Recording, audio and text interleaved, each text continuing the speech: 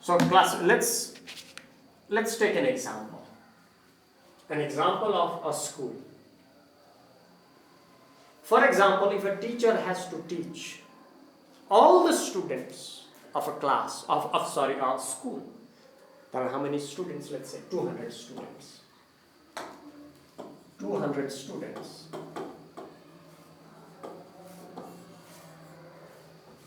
And what are the different characteristics of these students?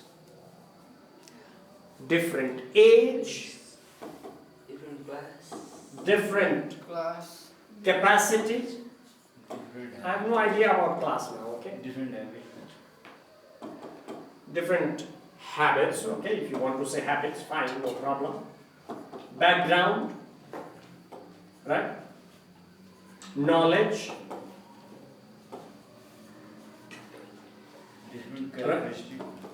all of them. They have all of these are different things, right?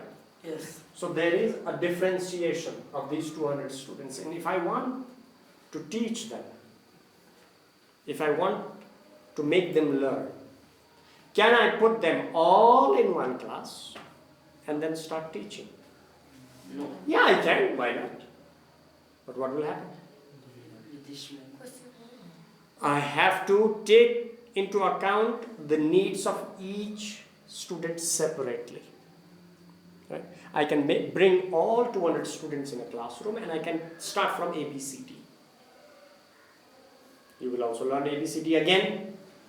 And those who have capacity, they will be waiting for me to teach something else.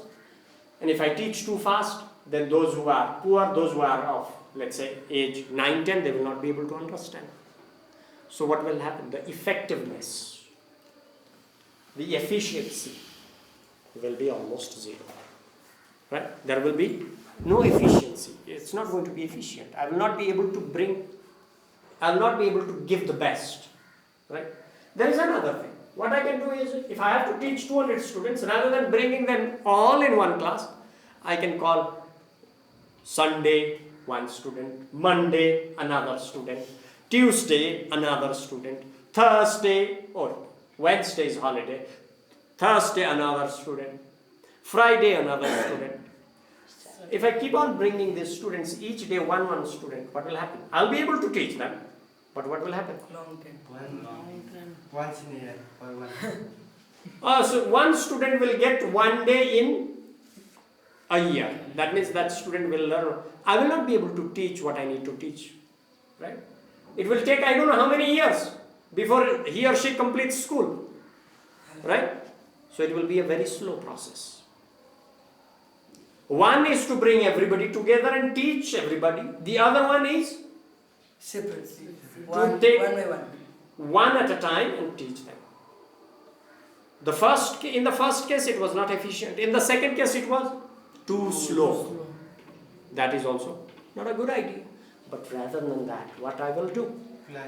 I will classify all the students. I will call all of them and I will see, okay, this fellow looks big. He or she looks like he or she is about 14, 15. Let me put them together, 14, 15. All 10 students in one class.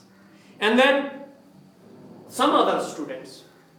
For example, if they look 9 to 10 or 11 years old, I will put them in another group. I will group them into different classes. And then I will teach 10 students at a time. What I will be able to do?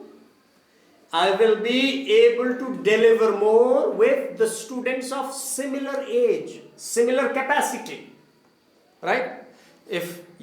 Because you have similar capacity, if you are of almost same age, that's why you are able to understand. Right? It becomes easy. Right? Rather than me teaching one student at a time. That is my waste of time, right? Yes. On the other hand, if I teach biology, all of this, with all 200 people, what will happen? All 200 students. The rest of the students will be bored. They will be sleeping. So in order to study, it is important, it seems to be important that we classify. it's important to classify organisms, it's important to classify elements of the periodic table. That's why you have a periodic table. Otherwise, why would you need a table? Right? Isn't it? So classes that we have in the school is also a classification. So therefore, living beings also should be classified. Understood? Yes. It creates a system where organisms are arranged or classified according to the characteristics they share. If they share common characteristics, they belong to same group. They belong to same group. So, let's say you have all 200 students or 200 species, 200 different organisms or organisms. Rather than that, let's say 200 organisms. If I want to classify, I will check if organisms have similar characteristics, I will put them in group A. And then, having another similar characters, I will put them in group B. Right? And then C. By doing that, what happens? If I study one individual, one particular organism of group A, I will be able to know the properties of others of group A. So I don't have to take individually like this, right? For example, if I ask one of you about whether you've understood classification, I'm almost sure that all of you have somehow understood it more or less. Right?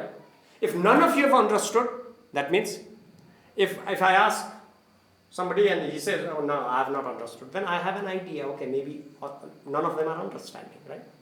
So by studying one, you have an idea of the others. So you don't have to study all the organisms. Who has time to study all the organisms? Nobody. Huh? So similarly B, C and so on. So look at the importance of classification. It's such a powerful way of studying something that is of large number, that contains large number. So therefore, living organisms have been classified. And there have been many attempts and tries made by scientists, biologists to classify in the best way possible. In the best way possible. Right? In the school also, classification or making classes, teachers, they're putting their best efforts so that students of similar capacity or almost having similar capacity and age, they belong to the same group. So right? But sometimes it does not work. That is also there. It's not a perfect classification. Classification is never perfect, but it is the best. Okay? Somehow we try to find the best. Classification of living things makes it easier for biologists to answer some of the important questions. Right? For example, we want to answer how many students are of this age almost? 14, 15, 16. Then instead of bringing all the 200 students in one room and counting and asking them what I can do now after classification, I can directly go, okay, 14, 15, 16 age. So that means these students belong to 8, 9, 10 maybe. So I go to 8, 9, 10 and then I count the number of students. Easy, right? So similarly, number of species.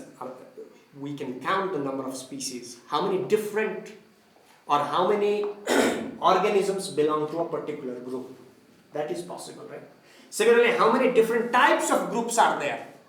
How many different types of animals are there? That can be studied. Species, number of species. What are the defining characteristics of each species? Instead of writing characteristics of each organism, what I can do now? I can write the characteristics of one species, one group. Class 10 students have these characteristics. Right? So we have less to study, fellows. धेरै पढ्नु परेन के class 10 को बारेमा characteristic लेख्दैपछि त्यो पढेपछि सबैको बारेमा लगभग थाहा भयो. That is the importance, right? So defining characteristics of each species. What are the relationships between these species? And then we want to find out the relationships. Instead of studying relationships, for example, of 200 different points here, let's say I have 200 different points and then interrelationship between these two, all this is chaos, right? There is a relationship between all of this, right? Yes. If you want to study relationships of all of these 200 people or 200 or all these organisms in the world, how complicated is that going to be?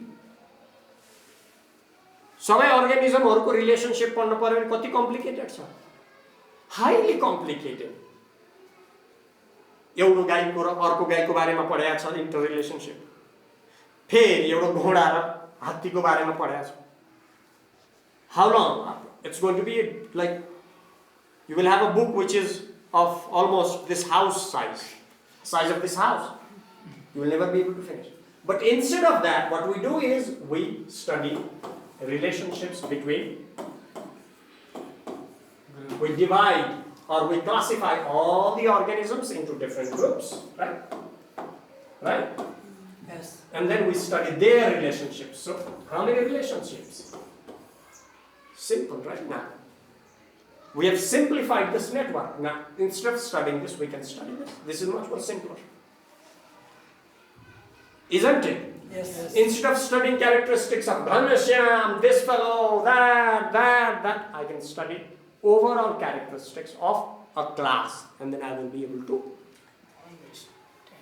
almost able to understand all of it, almost. So that is the importance of classification. Okay? So for that, so classification is very, very important in that sense. It gives us efficiency to study, right? The characteristics of organisms. To find interrelationships between various different species, groups. Species means you can, for the moment, you can understand it as a group. If you want to study relationships between groups, you can count, you can find out the different types